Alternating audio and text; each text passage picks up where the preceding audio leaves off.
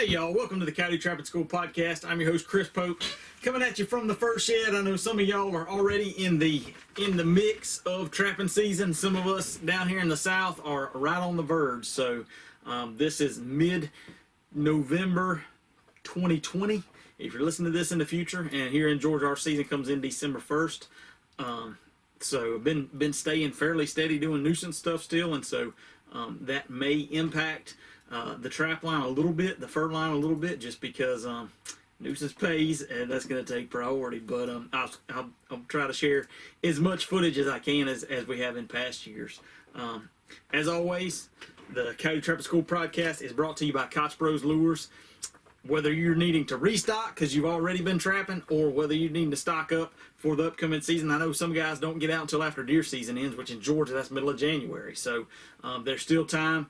Koch Bros has got everything you need to either get restocked or get stocked up for the first time and get ready for the trap line. So visit them, KAATZBROS.com.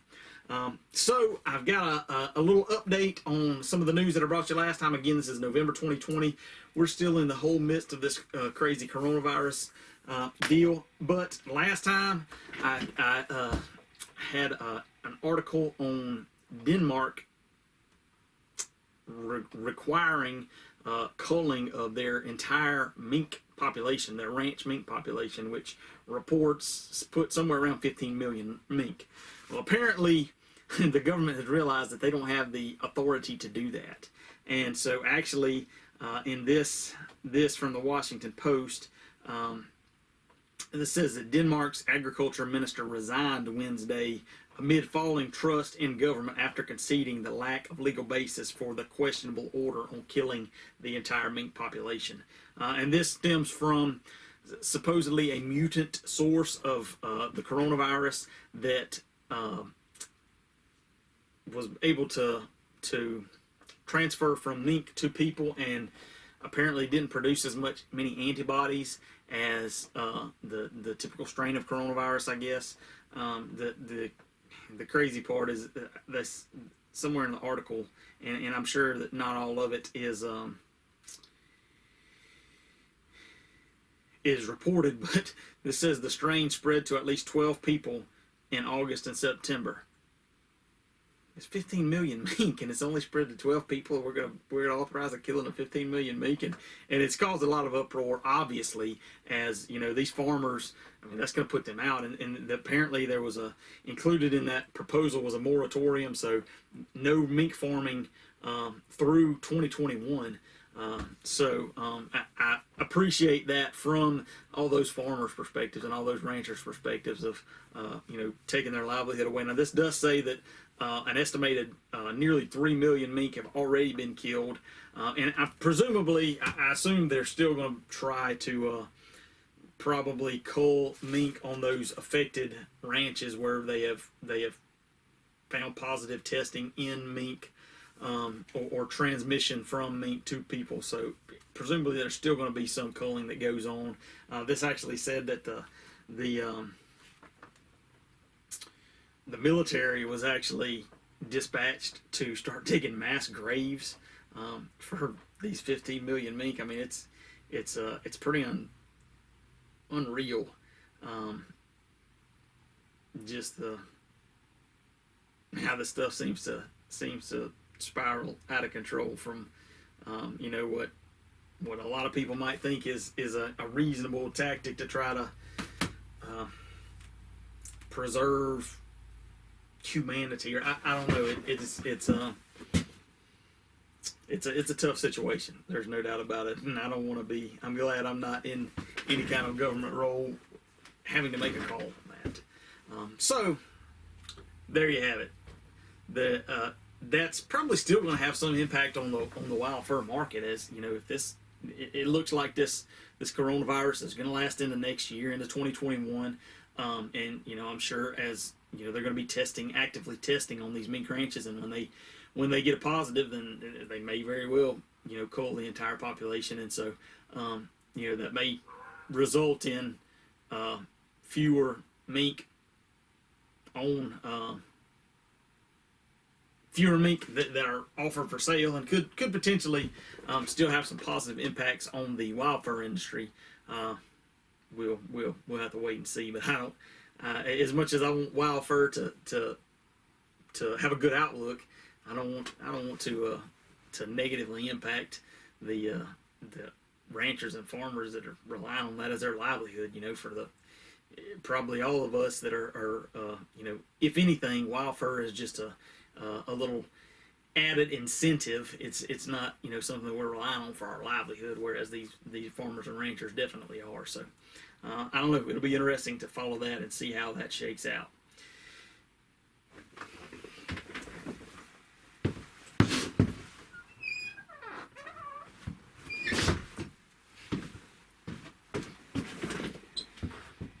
So moving on into today's topic. So last episode was about coyote biology and behavior. I hope you enjoyed that. I hope maybe that provided a little something for you to maybe put into use, or at least think about when you're out targeting coyotes. And in this one, I figured we'd talk a little bit about some coyote trapping and tactics. Get a little bit tactical. As like I said, I know we've got a good mix of beginner trappers as well as experienced trappers, and hopefully we'll throw something in here that everybody can take something away from. So for starters, so far as trap selection for coyotes, it runs the gamut, right? So you've got people that, there's always somebody that claims that they caught a coyote and a number one duke, and that's fine, and I'm sure they have. I know that's happened. And then you got folks that say, the biggest is best, bigger is better. And then ultimately a lot of us have restrictions and laws in place in the states that we trap where we're only limited to a certain size trap. And so that's the beauty of foothold trapping, and part of the responsibility of foothold trapping and trapping in general is matching your equipment to the animal that you're targeting, so that you're not underpowered to where you're losing animals, but you're overpowered to where you're damaging animals. And that's a responsibility that heavily falls on us, because that impacts laws and regulations in the future. So in general, I would say a number 2 or a number 3 size trap is a good coyote trap. And that, I would say, the 550 or 650 trap, somewhere in between that 5.5 to 6.5 inch jaw spread is kind of probably the sweet spot of coyote trapping. Now, when I first started trapping, and some of the guys that got me started, they were running a lot of 175 Bridger, or no, 175 Victor fully modified traps, and that's what I started trapping with, and caught plenty of coyotes like that. That was in the days before the MB550, which seems like they're non-existent nowadays before the MB550. But a lot of guys running those 175s, and 175 definitely viable. And I know there's guys, especially in areas that are targeting, they got a lot of foxes that even use the 450s, like the MB450. So really more of a 1.5 size trap. I myself am a big fan of the MB550s. That being said, in Georgia we're limited, that we can't go a number 2 size trap or smaller is what we're limited to setting on land. So I've used some 650s when I went trapping in Ohio, and a lot of it is all of it. Outside of the regulations, it boils down to personal preference, what you're used to, what you're comfortable with using, and whatever you start off with is probably what you're going to be comfortable with, and so I would say, in general, if you're on the fence, pick something and go with it. It's not worth not trapping because you can't decide whether to buy number 2s or number 3s, right? And they've all got the 650, the MB650s. I was trying to think back about using them. Because I think both jaws lock down. I know they do on the 750. Anyway, they've all got their intricacies, and people can argue for days. And then you got dogless traps and dog traps.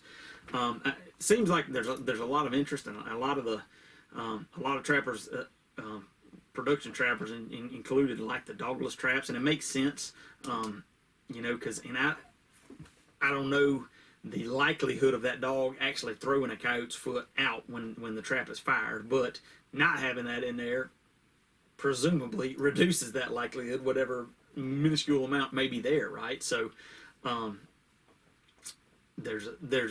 so Craig O'Gorman in his Hoofbeats of a Wolfer, you know, and you hit into some of the guys that are kind of O'Gorman students like Clint Locklear, and they're bigger is better. And you can see if you in Hoofbeats of a Wolfer, O'Gorman's got a whole section where he shows, you know, and he's running large traps, and where you get just odd catches, not ideal catches. And so, you know, he's got catches by the knee, catches by the forearm, you know, just the elbow, just all kinds of odd catches. And from that perspective of, you know, holding no matter what, like I can see where you know, using a larger trap is beneficial. And out west, where you've got a lot less people, and you know you're doing you know, predation work or whatever, I mean, it kind of makes sense. Here in the east, where we have a lot more people, a lot more likelihood that somebody or somebody's dog is going to run across your trap, you know, you really gotta be cognizant of what the likelihood of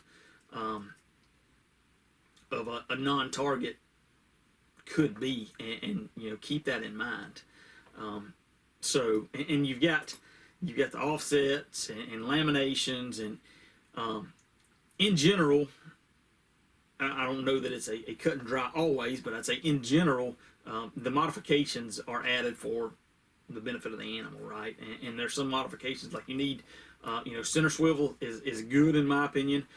Multiple swivels on the chain, heavy duty chain, things like that are all good things to consider, because we ultimately want to minimize any damage or discomfort that's caused to that animal. So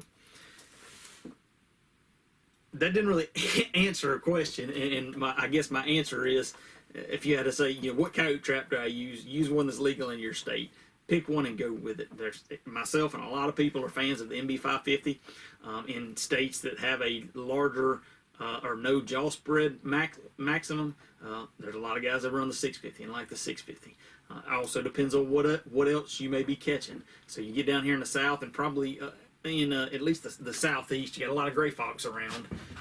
Gray fox are just as apt to get in a coyote trap, and a bigger trap is going to be harder on a gray fox. They're a little bit more fragile. Those really, if you're strictly targeting gray foxes, those MB450s, like a 1.5 size trap, is a pretty jam up for a gray fox, just because it's not overpowered for them. So that's that. In trap selection, first and foremost, make sure you're checking your regulations, see what's legal, and you know, if you've got somebody that knows that's used something, you know, go set some of their traps and see. They all set the same for the most part, so there's not a whole lot of difference. Once you got your trap, and we're not going to go down the whole rabbit hole of stakes and everything, but so far as setting for coyotes, now there's the possibilities of sets is whatever your imagination can imagine. There's really no limitation there. There are kind of some standards, right? And so, you know, we'll hit kind of a few of those, but like I said, once you get, you know, Charlie Dobbins wrote a book called The Dirthole Set and its variations, and pretty much that gets to, you know, you can put one hole in the ground, you put a trap, and you put 2 holes in the ground, you put a trap, and you put 8 holes in the ground, you put a trap, and you can put a hole here and hole here. You know, there's so much that you can do, and you're in thinking about how that animal, and not just thinking about, but analyzing after, you know, you have a visit, how that animal come through, and with trail cameras now, it really gives a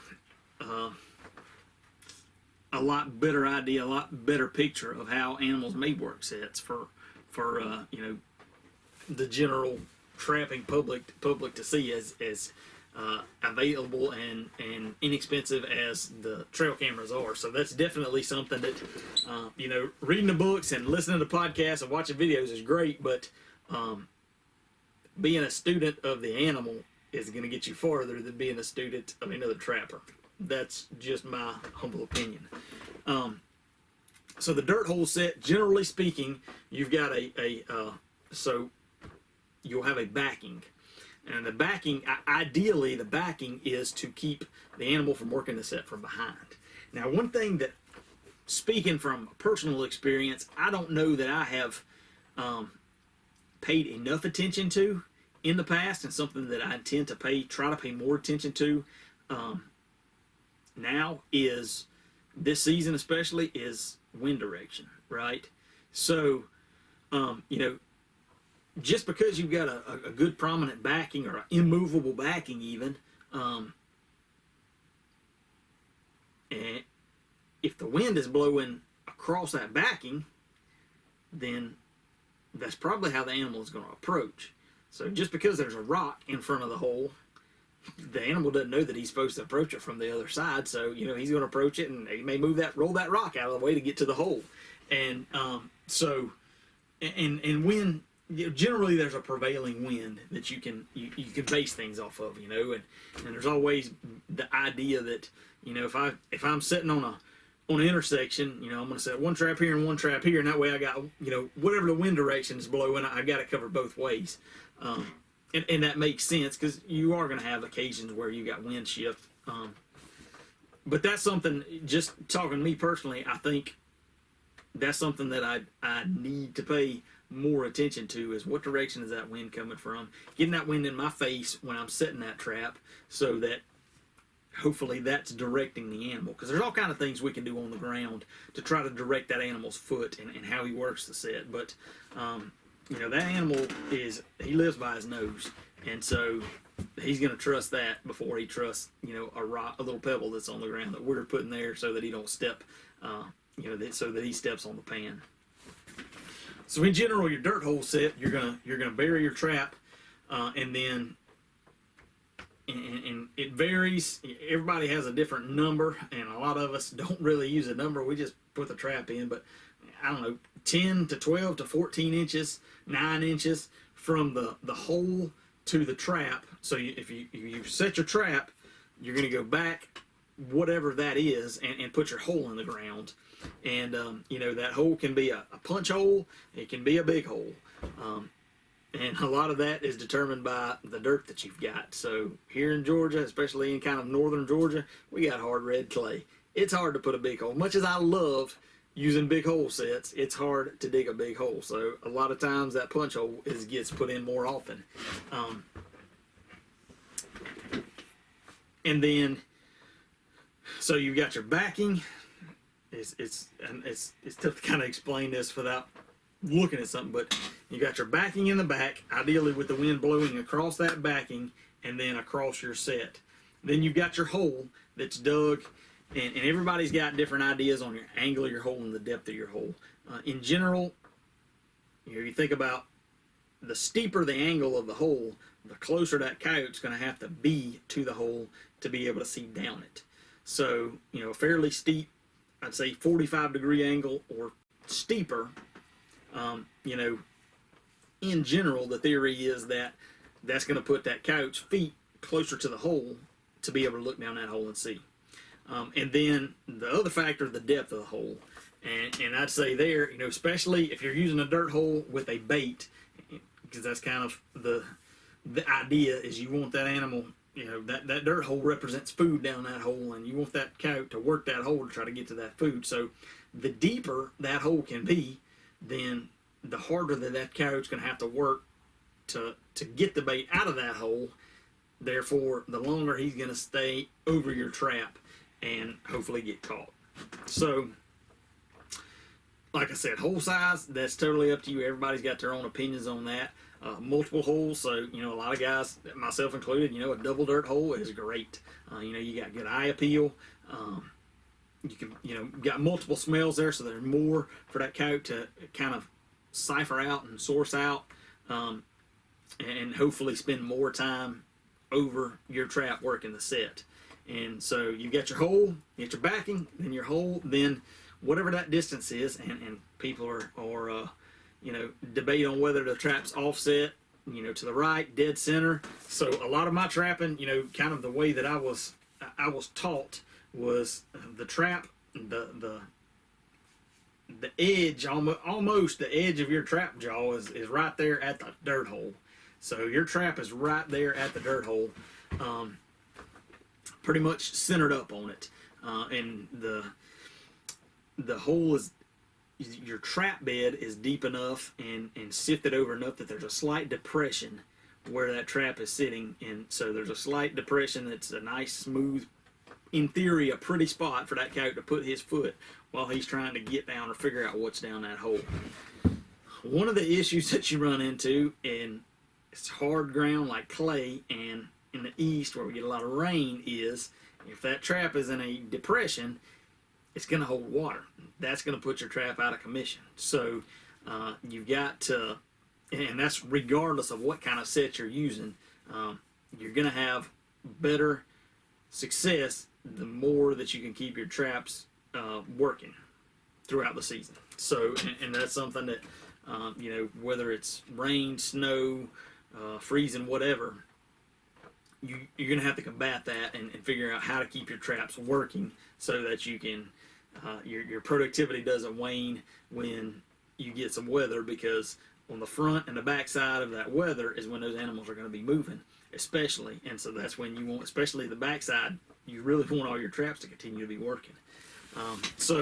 But there's, and I'm not saying, right up at the edge of the hole is the right place, offset back a little bit and offset to the right, because a coyote's may not walk perfectly centered up to the trap. His legs, his feet may be spread apart a little bit as he approaches. More so, I would say, probably than worrying about specific trap placement, is making sure that there's something down that hole that coyote really wants, and that's going to keep him working that set. And you've got to also realize and remember that not every coyote is going to be interested. You're going to have coyotes that walk by, the wind's blowing right in their face, they smell it, but they're not going to approach.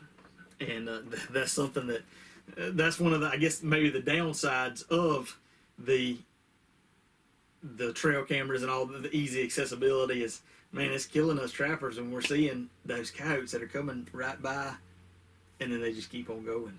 And part of that, I think, is time. Maybe that's new and it's a little bit too much, and they're not comfortable approaching it right yet. And part of it, I think, is just mood, attitude. If it's something that's a food-based bait that's down that hole, and the coyote just stuffed his belly on some roadkill deer guts, like, he may not be too worried about it. So in general, that's your dirt hole set. You've got a backing, you've got your hole, your bait hole, and then you've got your trap bed out in front of your hole. And you can do different things, whether that's putting sticks on the side, dirt clods, using urine or using scat placed around to try to direct that coyote's foot to your trap. Excuse me. Over your trap and your trap pan versus somewhere else. And I'd say the dirt hole set, hands down, probably the most used, most widely used set. It's an easy set to set, and like I said, you could go all kinds of crazy with variations. Depending on what kind of backing you have, you can have a little bit different type of hole. You can do punch holes, you can do big holes. A lot of guys, myself included, use auger, which makes digging a hole a little bit easier. I say a little bit because I burned up a hammer drill last year trying to do that. I'm gonna upgrade hammer drills and hopefully keep this one working this year. But there's your dirt hole. So the next set, and I sometimes, if you've watched some of my videos, and I probably not necessarily confused, but I think of the next two as one and the same. But you got a flat set, and then you got a scent post set. And I often, will call a scent post set a flat set or vice versa. And, in general, a flat set is just an attractant that you've got, but you don't have a hole. So maybe you've got a nice rock there, and you rub a little lure or bait underneath the rock and leave it in place, or a skull or something like that. And so you still kind of go the same line of thinking. Maybe you have a backing, maybe your the basis of your flat set, that rock or whatever, is your backing, and you're setting the trap out in front of it.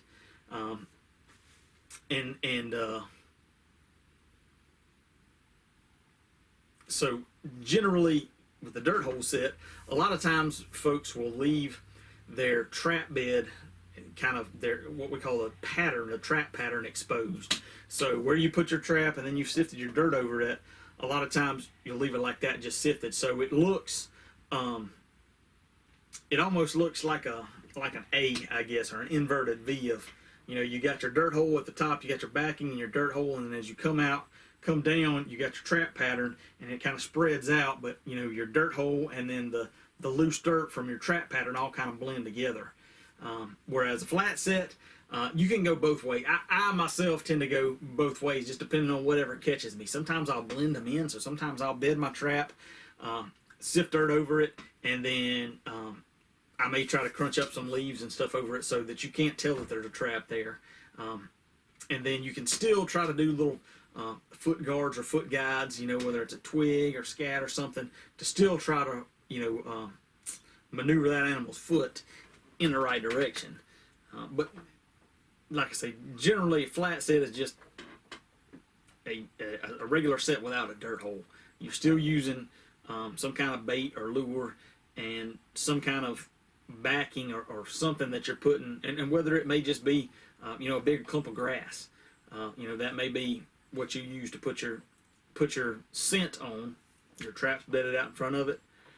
Excuse me, I don't know why I got the yawns. But that's the gist of the flat set. Pretty simple and straightforward. And again, you could take all of these and you can vary it. So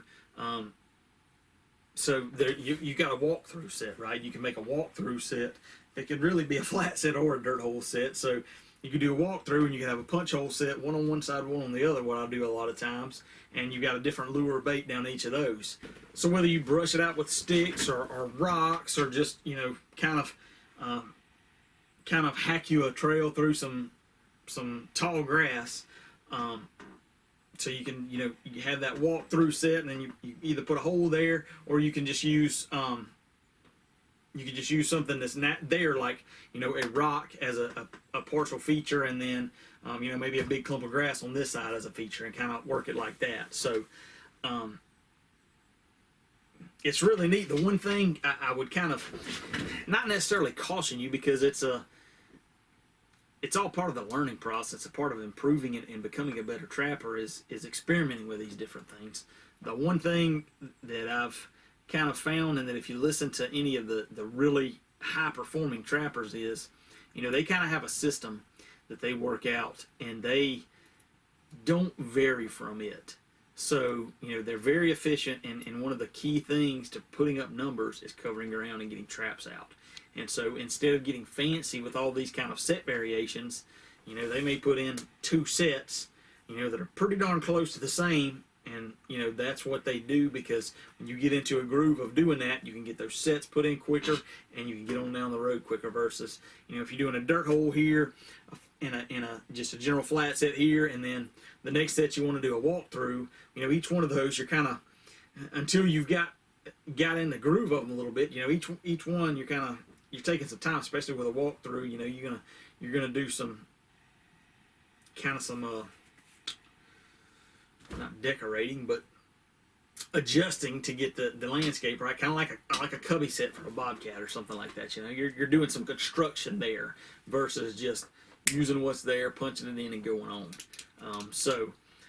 There is value, and definitely having the confidence and the comfort of doing one of these different sets, or changing something up, especially if you think you've got an animal that is not responding to some of your other sets, and you want to try something different.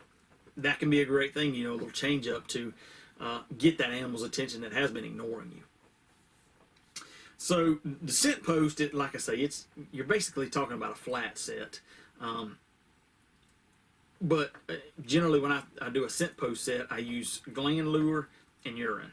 And so I may use a big tuft of grass that's kind of all by itself, or a small little sapling, or I may move a rock, or even kind of hammer in if I find a little chunk of chunk of a stick or something. I may tamp that into the ground where it's kind of sticking up, just a little bit odd, a little bit obvious, and I'll put a little gland lure at the bottom, squirt a little urine on it that's trickling down, and then boom, kind of a natural set that hopefully keys in on coyotes and canine responsiveness to market territories and responding to other things that are marked territories. So that's a good, especially if you feel like there's an animal, a coyote that maybe a little bit trap shy, maybe wary of your bait or whatever kind of lure you're doing. Even just go into using urine, things, backing off the number of smells and just getting really simple, really basic, and minimizing as much disturbance as you can to try to build the confidence in that coyote to where he won't work your dirt hole set, but he smells his urine, so he's going to come and maybe scent mark that spot too, and that may be what gets him. I was just thinking of something else. I should have wrote it down as I was explaining that. I don't know. I can't remember what I was thinking. Anyway, so there's your kind of your scent post set. Blind set, that's what I was thinking, the other one. So that's another one that's a blind set is generally a trap that's set in a trail or a travel way, blended in. The way I think of a blind set is generally you don't use lure or bait in direct proximity to that trap. Kind of the way I think about it is you don't want the animal slowing down necessarily when he's coming down that trail.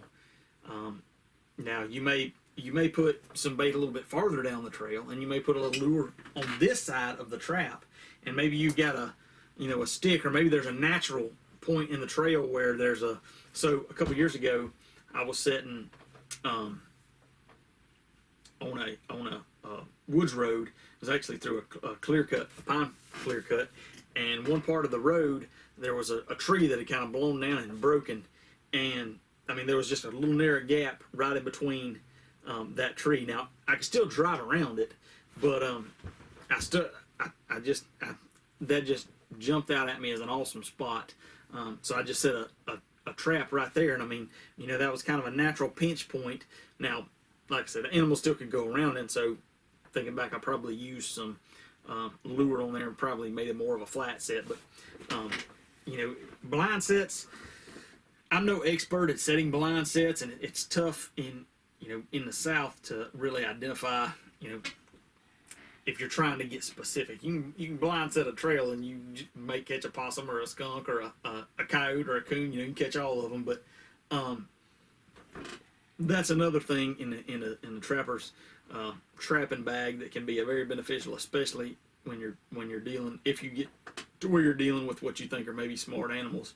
If you've got especially like finch crawl unders, so you got a spot where that coyote's crawling under. Now I would never recommend setting a foothold right at a crawl under, especially like barbed wire or something, because either the coyote's going to get all torn up and the fence probably is too. But backing off that just enough, or if you've got if you're trapping around some cattle pastures and you got a pasture that doesn't have cows in it, but you can look down those cow trails and find some tracks, man, that can be a great spot too, because that's obvious evidence that those coyotes are running those cow trails, and so that's a good opportunity too, and that's something that is worthwhile just always keeping in the back of your mind. If you feel like you see something that's a good trail that may warrant some attempt to set like that. And sometimes you might set a pair of traps in tandem at a particular pinch point, because you're not necessarily using bait or lure to direct a coyote to right where your trap is. So he may be traveling and not slowing down. So if his feet miss your trap, then you're just out of luck. Whereas at least if you've got two in a particular pinch point or something where you know it's kind of narrowed down where his feet are going to go, then that may obviously double your odds of making a catch there. So after you make the catch, then you got your remake, and really the remake is a little bit easier. So let me rephrase that. So if you've got a staked trap, you're going to be dealing with a remake that's basically a blank canvas. Now, if you're using drags, which I've been doing more of, and I've kind of been talking with people, it seems like there's a lot more interest around drags. If you're using drags, your set location, for the most part, is probably going to be pristine, super simple to put your trap right back in and ready to go. If your trap is staked, you're going to have a catch circle, and it's going to look like a disaster within that ring of anything that coyote could get to. To me, I like making a catch. I like having a catch circle because, man, that's just a huge beacon that's full of natural scent because that coyote's been there all night. And then, you can kind of do what you want with it because all the dirt's loose enough, and, you got grass and stuff. So a lot of times what I'll do is I'll kind of remake, and I may remake a dirt hole, but I may do it a little bit more like a walkthrough in that I'll put my dirt hole and then I'll kind of pile grass or whatever on the back side of that to kind of make a makeshift backing. And then on the front side, I may not put it in a way that it's that the grass or dirt is a kind of a traditional walkthrough. Then I'll also pull that debris and stuff around kind of on the front side, kind of like a walkthrough, but not with such such wide wings, I guess you could say. So it's kind of a more narrow little pass through, and maybe put a punch hole on that side. So but I've done it before, especially in soft ground. Maybe do just 4 punch holes and keep everything flat, and you got 4 angled punch holes or dirt holes and a different scent down every hole. And it's kind of neat to get to do the remakes because you can it's easy enough to do whatever kind of set you want, really. So the one thing, as we should all be learning, and in my opinion, you should never stop learning. I was watching Trapping Inc., one of those episodes on Amazon a couple weeks ago, and it was a coyote trapping episode, and I can't remember the fella's name, but they were going coyote trapping with a lure maker up in Canada.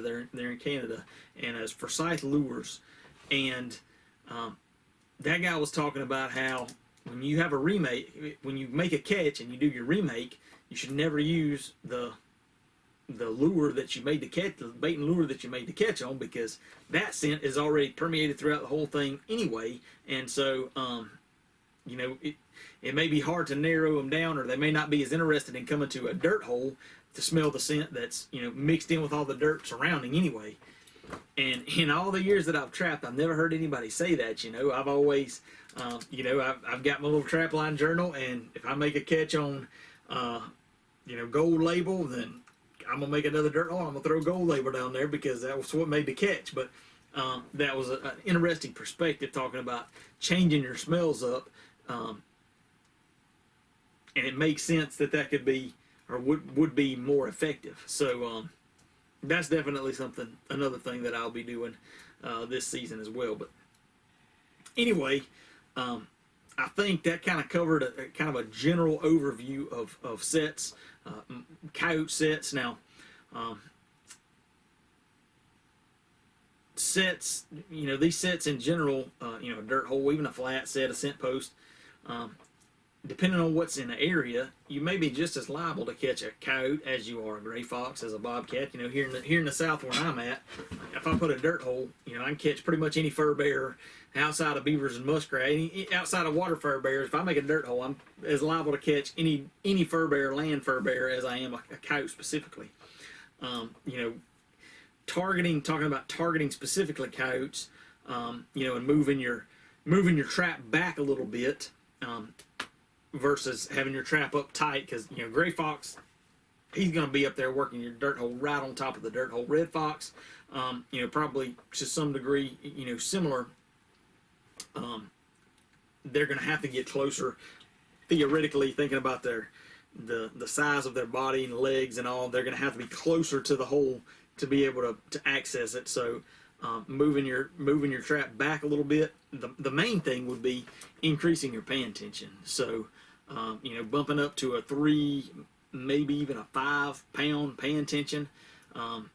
If you're solely targeting coyotes, would be something that you could do, and you may eliminate some of those non-target catches, so far as foxes, possums, things like that. So anyway, that was just a little extra bonus there.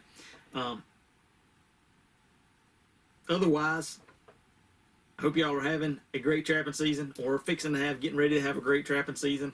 I got started early on my traps and got them all dyed. I was going to wax them, and I still haven't done it yet. So I'm falling right in the groove of going to be right last minute, just like always. But we're still going to get traps in the ground and hopefully start making some catches and sharing them with y'all. So I appreciate y'all following along. I appreciate the orders that I've gotten, whether it's for wallets or stockings or the short liner bags. All that stuff is available on my website. coyotetrappingschool.com/shop, or if you just go there and you can click on the shop tab, and that'll show you what all we have for sale, a few hats and things. So thank you for the support there. Thank you for listening. If you haven't, go leave us a rating and review on iTunes. In fact, I meant to read maybe the next episode. I'll try to find a recent review and read that and give a little shout out. I appreciate that, and that helps other people find and notice the podcast as well. So anyway, signing off until next time, happy trapping.